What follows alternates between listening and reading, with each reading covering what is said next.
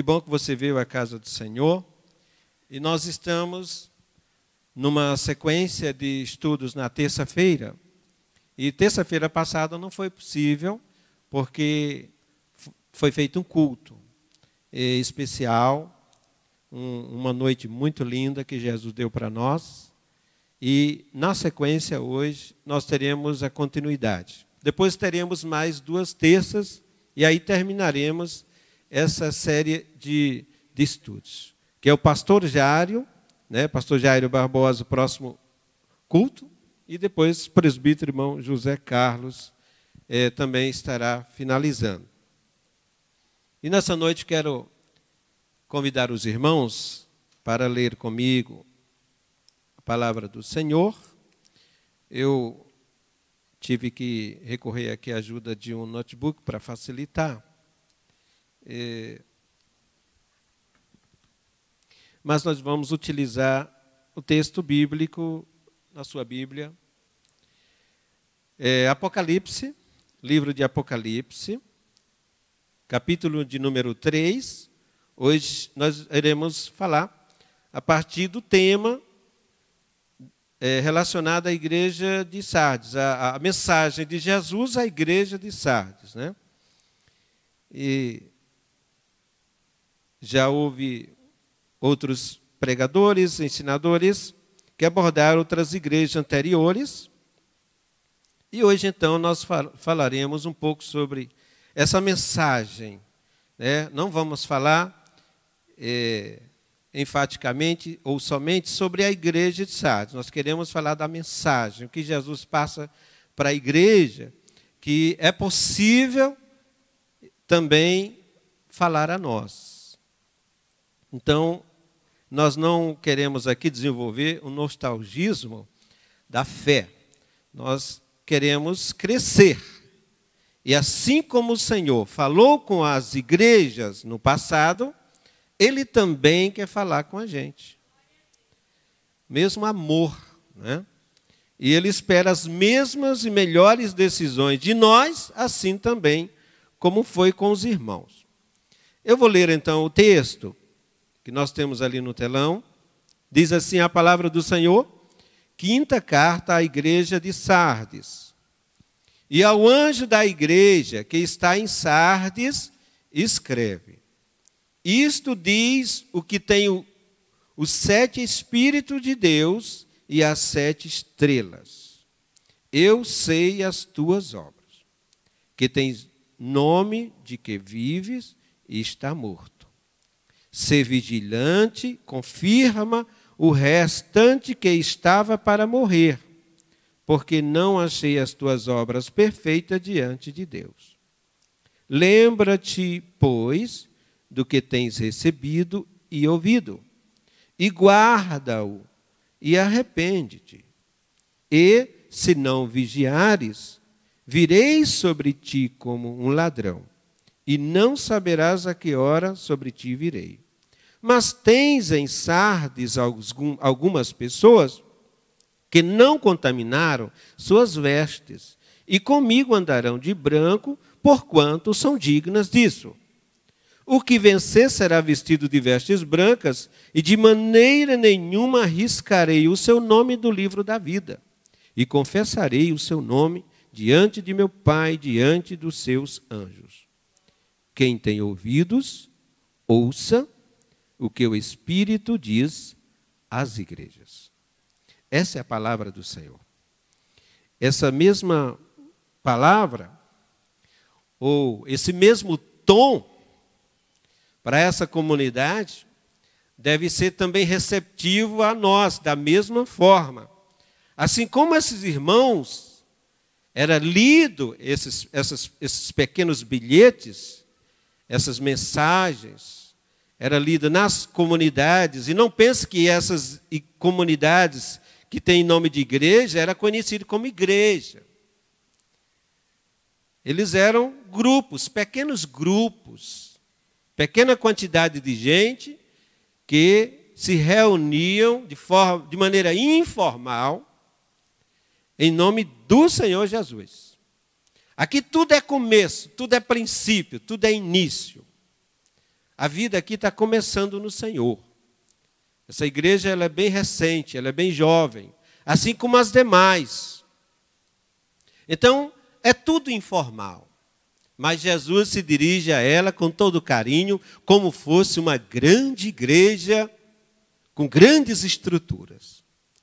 E a visão de Jesus, às vezes, sempre é diferente da nossa. Não é Jesus que tem que melhorar o seu olhar para entender a gente. É a gente que passa a vida inteira para compreender e conhecer Jesus. E muitos de nós envelheceremos e o que saberemos dele ainda é uma série de preconceitos.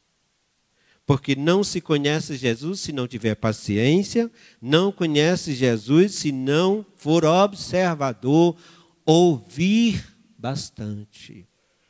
Ouvir bastante. Os dias que ele nos deu foi para conhecer. E essa aqui é um momento conturbado, todo o império, nesse momento, nasce pequenas comunidades que é dado o nome de igreja. Não, na época não era chamado igreja. Igreja vai se firmar após o segundo século. São comunidades que seguem a Jesus, que o têm como Messias, como o enviado de Deus, como Salvador. Então, está começando as coisas. Mas eles se identificam como servidores de Jesus, como seguidores de Jesus, como os que seguem o caminho. Então, eles são provados. Todas essas pequenas comunidades, que não têm nada de estrutura, eles são provados. Então, eles estão num contexto de muita dificuldade. Então, esse contexto aqui é o contexto romano, do Império Romano. E essa mensagem de Apocalipse, ela é enfática, mas em consolar. Não é para motivar, despertar a curiosidade da comunidade que não pensa nisso. As pessoas estão morrendo, as pessoas querem um pouquinho de alguma coisa de esperança. Eles não estão querendo curiosidade, eles querem uma palavra de esperança. Apocalipse é esperança. É uma resposta ao próprio clamor do livro, você encontra capítulo 6. Até quando, Senhor, tu vai julgar nossa causa? Essa igreja é jovem, ela tem em torno de 60 anos e ela já está com problemas sérios. E eu penso de nós que temos 100 anos, quais são os nossos problemas? A Igreja Católica Romana levou uns 4 séculos para se corromper totalmente. E nós? E nós? Será que estaremos vivos daqui a mais anos? Será que o Senhor, através dessa mensagem, não vai produzir em nós um olhar crítico a nós mesmos, para ver se não é manifestado algumas vezes sinais de que estamos com problema? Será que estamos tão vivos como a gente aparenta estar? É o problema dessa igreja. E parece que do seu líder também. E a gente, quando você olha para o carinho que Jesus tem com essas lideranças, algumas coisas também mudam o nosso olhar. E aqui escrevi algumas coisas que a igreja de Sardes, ela é uma cidade situada bem geograficamente, uma cidade que tinha boas condições financeiras em relação a outras, e parece que não garantiu a estabilidade no Senhor, né? E quando vem a palavra de Jesus ao líder dessa comunidade, dizendo que ele também estava com problema, e quando Jesus se dirige a um líder de uma comunidade, de uma igreja, que pastoreia um rebanho, não necessariamente tem que ser o pastor presidente, mas que é um pastor de um rebanho, foi confiado por Jesus, porque essas divisões hierárquicas, elas são criadas depois. Então, aqui, essas pessoas, elas são levadas muito a sério por Jesus. Há muita gente que não valoriza esses obreiros, essa gente que cuida, mas Jesus valoriza. Assim é tanto que ele fala duro com essas pessoas. Da mesma forma que ele fala tão enfático, tão duro, que ele cobra desses líderes, ele também tem uma aproximação generosa com essas pessoas. Ele também o capacita, ele também dá dons a essas pessoas. Sobre essas pessoas repousa uma graça de Jesus sobre elas. Então é interessante também a gente absorver essas coisas, para que a gente não os trate, às vezes, essas pessoas que Deus envia a nós, como qualquer pessoa. Ou como, sabe, sem nenhum valor. Devemos entender. Porque da mesma forma, quando Jesus veio, não entenderam. Jesus veio e era a solução de todo mundo e de Jerusalém, e não entenderam. E disseram, isso é mais um enganador, é mais um aventureiro. Tivemos vários anteriormente, e não eram. Deus envia pessoas a nós, principalmente quando se trata de cuidar da nossa vida espiritual, porque a gente não é só esse ser social. O máximo da vida, o clímax da vida não é ter bens e nos alimentar. Não, a vida para daqui a pouco aqui. E a eternidade? E o ser espiritual? Coisas que a gente se alimenta no dia a dia, as glórias daqui sustentam a espiritualidade? Esse é o pão que alimenta a nossa vida espiritual? Então nós temos que entender que há uma outra forma de Jesus lidar conosco. Por isso essas pessoas para Jesus são importantes. Ele chega e diz, olha, você é um líder que está com problema. Provavelmente ele era um camarada popular, porque ele tinha fama de que estava vivo. Mas não tinha vida. E assim, parte dessa igreja estava com problema, porque as coisas de Deus elas são muito coletivas, né? Elas não só são unilaterais, elas são coletivas. E às vezes um problema que surge em uma pessoa, daqui a pouco vai se multiplicando, porque a gente interage, a gente faz amizades, e às vezes essas amizades são boas ou não são boas. Então nós estamos também nesse mesmo risco de iniciarmos a fé com Jesus com vida. E quando menos a gente espera, a gente percebe que o nosso termômetro acusa que estamos doentes. Então, amados, nós não vamos falar de um povo tão distante, falar dele e criticar eles. Nós vamos refletir a respeito de nós. Jesus vem a essa igreja e nós vamos olhar aqui algumas formas, alguns termos que Jesus se dirige, e que aquilo que Jesus julga ser importante para eles é também importante para nós. Porque sempre quando você lida com as coisas de Deus, elas são universais. Se Jesus cobra dessa gente umas coisas, abre o olho, porque vai cobrar de nós também. Não adianta. Porque o evangelho não é uma expressão cultural e local. É uma verdade que procede de Deus, é absoluta sobre nós. Então, existem pessoas colocadas, e Deus quer dizer para nós que, apesar de existir a liberdade, quando ele se dirige a esse pastor, ainda que seja para chamar a atenção, ele também está deixando uma mensagem para a igreja.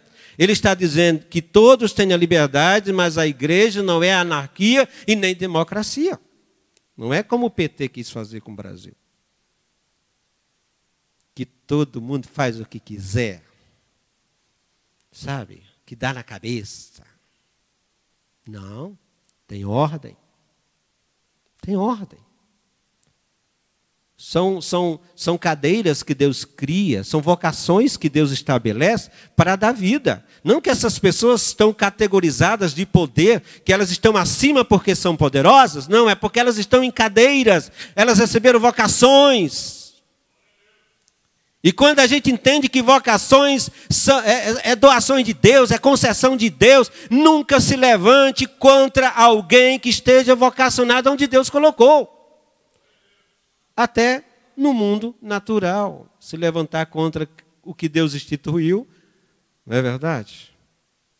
É igual um dia um caminhoneiro ia descendo uma rua americana, lá no interior dos Estados Unidos, lá na cidadezinha, uma carreta daquelas enormes, e lá na frente um guarda bem magrinho, só tinha umas roupas em cima dele, um apito, e disse, apitou, e o caminhoneiro teve que grudar, e aquele barulho aí parou. Bem pequenininho. Ai do caminhoneiro se ele não respeitar. As falas de Jesus devem ser por nós reconsideradas. Não devemos passar desapercebido quando ele fala conosco. Quem tem ouvidos, ouça o que Jesus diz. É quando eu consigo enxergar qual é a vontade dele, como ele lida com essas coisas, como Jesus lida com essa espécie de funções, de cargo e de gente e da vida. Eu tenho que seguir Jesus, ele é o nosso mestre. Não é a esperança de Deus de nos tornar hiperreligiosos, mega alienados. Não, humanos, como Jesus de Nazaré. E quando, o que eu observo assim, todas nas cartas, ele se apresenta, a saudação de Jesus é muito linda, e é como se dissesse assim, estou chegando e eu sou assim. A saudação de Jesus é uma revelação. O Apocalipse é uma revelação de Jesus. Se você quiser conhecer Jesus, olhe o Apocalipse. É interessante ler o Apocalipse. E é o único livro que você vai encontrar uma recomendação assegurada dentro do próprio livro que diz assim, quem não ler esse livro vai perder, tem prejuízo. Mas bem-aventurado é quem ler esse livro, está escrito. Único texto que você vai encontrar. E essa expressão é sobre o Apocalipse. Por quê? Porque é a revelação de Jesus. Porque se a gente não conhecer Jesus, a gente vai criar uma série de caricaturas, de seres que a gente acha que é Jesus, a gente vai dar uma cor para ele, a gente vai dar uma raça para ele, a gente vai dar uma mania para ele, a gente vai dar uma etnia para ele, a gente vai dar uma série de coisas, e a gente cria até Jesus que gosta de umas pessoas e outras não. Principalmente as pessoas que nos opõem na caminhada, a gente diz, Jesus vai tratar com aquelas pessoas e vai deixar numa situação pior. Isso não é o Jesus, o Deus das Escrituras. E quando ele saúda a igreja dessa forma, ele está dizendo, eu saúdo vocês, e diz, como ele diz aqui, vamos ver aqui o texto, onde ele saúda e diz assim, isto diz o que tem os 7 Espíritos de Deus e as 7 estrelas, ou seja, o problema da igreja está exatamente a falta disso. Toda fala de Jesus já é uma denúncia. Quando Jesus já enfatiza, ele está denunciando a falibilidade da igreja. O problema de vocês é esse. Tudo bem, mas a consequência, os sintomas, as doenças manifestadas, é isso e isso. Mas o problema que desencaixou do eixo principal é esse. Né? Deixa eu ver aqui. Isso diz o que tem os 7 Espíritos de Deus e as 7 estrelas. Ele está dizendo que ele conhece todas as coisas para a igreja, e tem todo o senhorio sobre ela.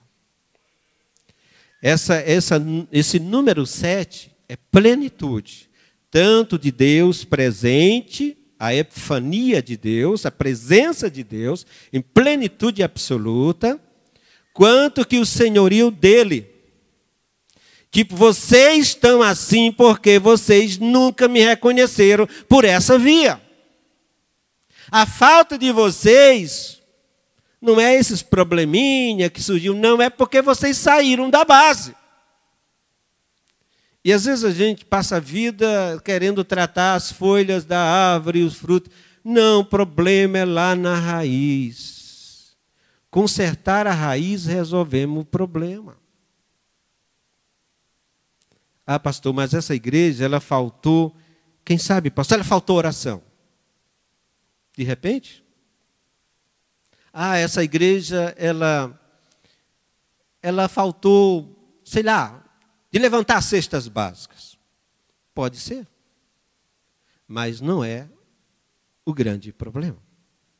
Não é a raiz do problema que gera morte. Assim como, se também uma pessoa passar a vida inteira orando, e se aqui dentro ela já estiver morta e não aceitar a vida, ele é um religioso, vai morrer seco orando e não tem salvação. Porque o problema dessa igreja não era externo somente. E a maioria da morte, ela não vem por fora, ela é interna. Assim como a aparência de quem vive, mas espiritualmente dentro está morto. Porque os deuses que venerados fora da vida, eles são iniciados dentro de nós, os altares estão dentro de nós.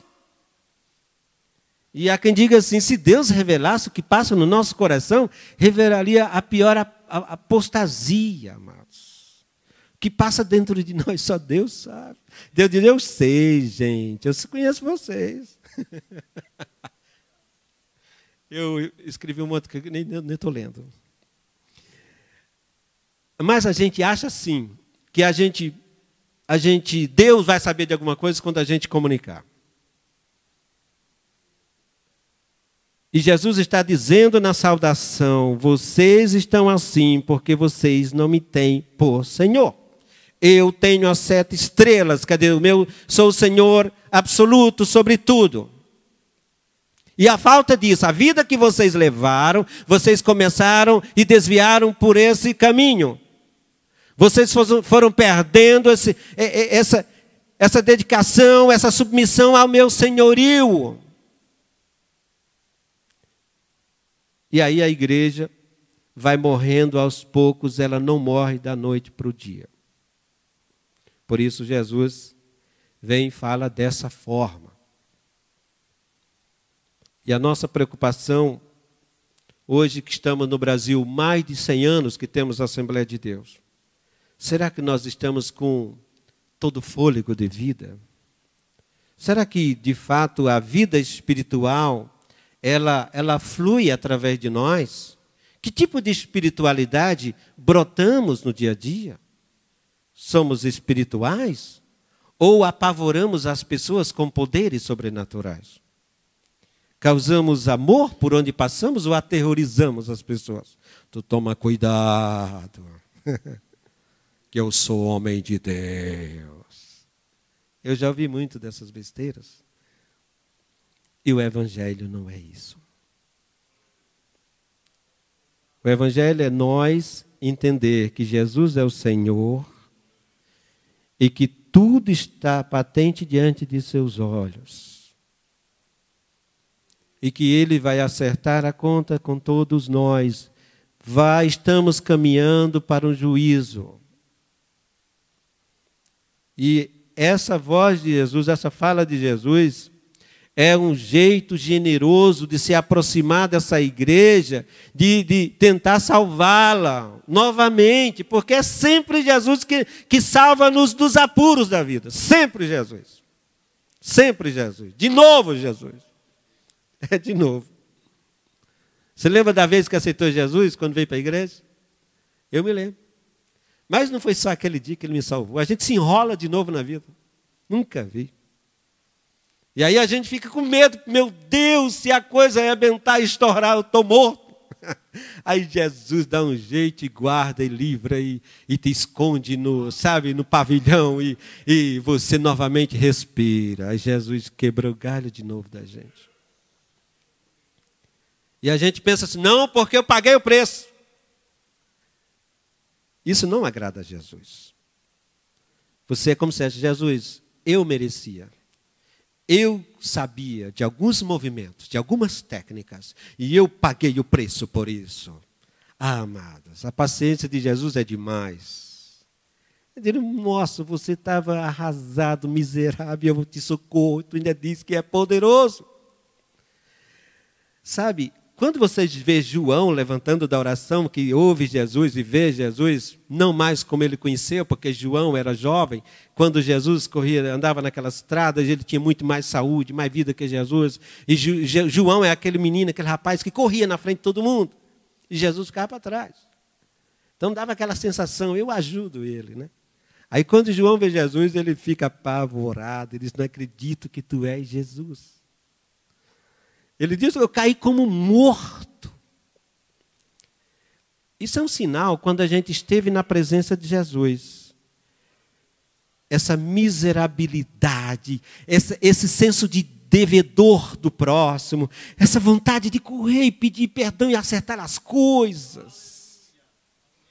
Aleluia.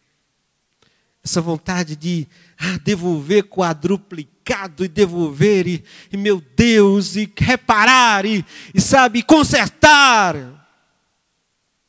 Mas tem gente, maioria que a gente vê nos nossos dias, que dizem caminhar com o Senhor, são muito arrogantes. São pessoas poderosas. São pessoas que dizem, eu e assim, e Deus somos assim, nós somos amigos. Ele avisa alguma coisa quando vai fazer para mim sempre. Amados, o que Jesus está querendo que a gente entenda, achar o nosso lugar. Se a gente se colocar no lugar, nós não vamos morrer. Quantos querem viver espiritualmente para Jesus? O Naldo vai botar uma foto ali de uma senhora que ela queria muito estar viva. E até quando ela morreu, a senhora Miriam Burbank, essa senhora ali, ela tinha 80 anos. E ela pediu, quando falecesse, fizesse um velório para ela, mas de alegria, porque ela queria estar sentada à mesa, no seu velório, toda arrumada, como se estivesse viva. E ali as amigas, todo mundo, ficaram ali no velório e ela sentada ali. Tanta era a vontade de viver, mas estava morta. E o Senhor diz para a igreja, tu tem nome de que vive, mas está morto. De que adianta a gente maquiar a vida? De que adianta a gente articular, a gente ter sempre a explicação, sempre justificar, tem que sempre que estar explicando alguma coisa? Não, mas não. Que adianta? De que adianta?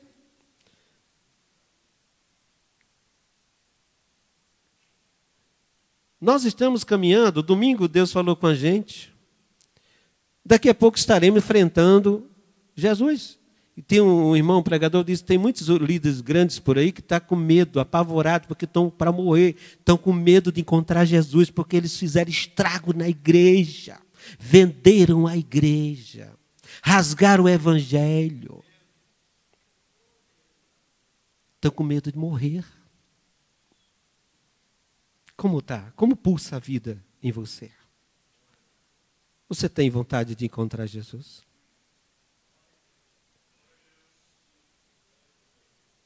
Aleluia. Novamente Jesus vem a nós. Já são 9h. E ele fala assim, eu sei as tuas obras, que tens nome que vives e está morto, ser vigilante, confirma o restante, senão vai morrer tudo, ajuda os outros, dá alguma coisa, desperta tu que dorme, levanta dentre os mortos, há esperança, se levanta. Sabe, a insistência de Deus é a nossa salvação. Deus é a única pessoa que não abre mão de nós. Às vezes a gente desanima da própria vida, de tanto tentar, sabe, acertar e não dá certo, e você diz, não dá mais. E Deus não abre mão da gente, não tem jeito. Não tem jeito. Ninguém convence Jesus de dizer, desista Jesus dele. Aí você vai receber um corridão de Jesus. Porque Ele vai insistir até o fim, enquanto nós estiver respirando. Porque nós viemos no culto. São oportunidades para que nesses cultos seja a salvação da nossa vida, caia a ficha de uma vez, porque nós não estamos tão bem. Nós não viemos a passeio, nós não viemos para os outros objetivos, mas para também se colocar diante de Jesus e Ele mostrar que nossa vida não está tão boa assim. Aqui não é o paraíso, irmão. Que você não vai estar andando com os anjos de mãos dadas. Tem muitos anjos maus. E às vezes a morte da igreja inicia no seu interior, dentro dela. Mortes, sabe? Então nós temos que estar atentos, porque Jesus está querendo nos levantar novamente. Nós temos que conservar as coisas simples, porque o Evangelho é voltar à simplicidade. Não adianta ser esse líder, ser essa igreja, se sentia a igreja. É besteira, é bobagem. O Evangelho é simples. Não adianta se nós estiver aparentemente grande igreja, mas se não pertencer mais a Jesus, não tem mais sentido. O que nós queremos ser aqui em Balneário Camboriú? Queremos ser igreja viva? Os nossos cultos. Deus pode falar entre nós? Deus tem liberdade, você não vai ficar chateado? E no dia que você for alguém entrar em contrariedade com você, chamar atenção, você vai ter paciência. Porque isso são sinais que já evidenciam que a vida já não está tão abundante, quando a gente não tem mais paciência, sabe? A gente está muito exigente e muito cheio de detalhes, não suporta mais nada. Cobra a perfeição de tudo e de todos. Quer que todo o sistema da igreja funcione corretamente, senão isto não é lugar de servir a Deus. Bobagem. Bobagem. Se incomodar por alguma coisa, desconectado, se incomodar por uma coisa tão simples. A única perfeição que tem que existir aqui é uma comunhão de verdade, vibrante. Porque não existe sistematização perfeita. Não existe. Não existe. Ainda que os investimentos são altíssimos, mas muitos reclamam. Reclamam porque algum problema lá dentro está acontecendo. Pode ser um bichinho comendo já a raiz. E aí o Senhor diz, olha, lembra. Rememoriza, porque hoje tu está bem melhor e porque você só reclama. Só vê as coisas ruins. Começa a glorificar, a agradecer, porque, sabe, tantas bênçãos, tanta coisa boa. Volta à memória, não perde, sabe, de gratidão, porque esteve muito pior. Você lembra, teve muito pior. Já teve pior, tantas vezes na sua vida, que você, meu Deus, eu vou na igreja, mas não tenho vontade, não sinto nem paz. Sabe, aí Deus te dá momentos de alegria, de paz e de comunhão. E ainda há os que... Eu digo sempre, irmão, tem gente que vai entrar no céu e dizer, não, esse céu aqui não está muito bom, não. Deveria mudar algumas coisas, tem muita voz de anjo. Então... Te alegra. Viva a vida, seja feliz, não se incomode com bobagem, não perca a paz, tente consertar as coisas, seja generoso, seja longânimo, sabe? Trate bem as pessoas, ainda que as pessoas te tratem mal, mas será que isso não é instrumento para testar a gente? Para saber se realmente a gente está vivo mesmo? Aleluia. Para nós finalizar, mas tem em Sardes algumas pessoas que não contaminarem suas vestes e andarão comigo andarão de branco, porque essas pessoas são dignas. Ao que vencer será vestido de veste branca, de maneira nenhuma riscarei o nome do livro da vida. Confessarei o seu nome diante do meu Pai, diante dos anjos. E quem tem ouvido, ouça o que o Espírito diz às igrejas. Ficamos de pé, irmão.